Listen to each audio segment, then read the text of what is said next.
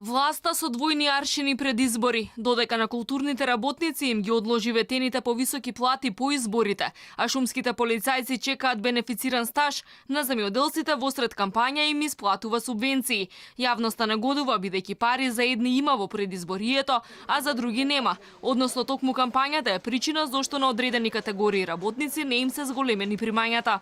Премиерот непосредно пред стартот на изборната кампања, правдајќи се дека не ја злоупотребува премиерската позиција за партиски цели, рече дека неговата влада не ги темпира ваквите одлуки пред избори и дека не купува гласови со субвенции. Апсолутно не е исто. Нема еднократно делење на социјални помошти, нема купување на гласачи, нема правење на услуги кои што се сега само заради изборите или слично. Инаку владата ја донела одлуката за исплата на лозарите само еден ден пред распишување на председателските избори. Откако антикорупцијската комисија вчера отвори неколку случаи поради сомнеж за злоупотреба на државни пари, платежната агенција објаснува дека исплатата е извршена согласно законите и дека одлуката за исплата на лозарите владата ја донела на 7 февруари, односно само еден ден пред распишување на председателските избори.